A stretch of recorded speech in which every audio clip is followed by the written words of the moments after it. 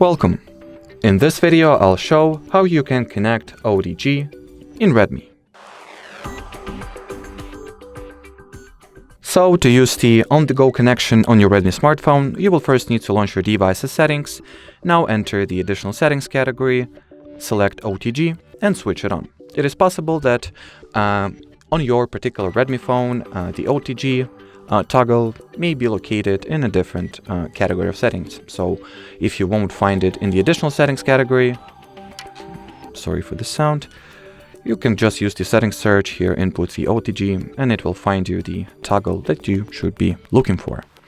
Now once the OTG capabilities are activated, take your on-the-go device that you want to connect. Should it be another smartphone you would like to connect through a wire, or perhaps this little flash drive with a Type-C, perform an OTG connection by, inserting the OTG device. My device does not have an SD card inserted, so I won't get any prompts here since I do not have any storage device actually mounted into this flash drive. But generally, let me actually show you guys how it should look like.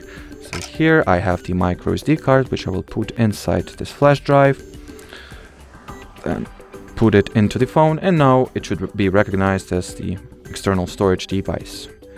So here it is. We can now eject it or explore it. Whatever this sound is, once again, I have no idea. Oh, that's the notification sound that I have. Yeah, I should definitely switch it off, or perhaps enter the silent mode here. Now you can use your OTG connection for whatever reason you needed it at the first place. And if it is the flash drive like this one, you may want to safely eject it by going into the notification panel, press eject, and once the notification disappeared, you can now safely unmount the device.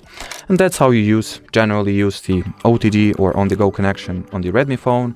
So should you have any further questions, leave them in the comment section below. But as for now, thanks for watching and bye-bye.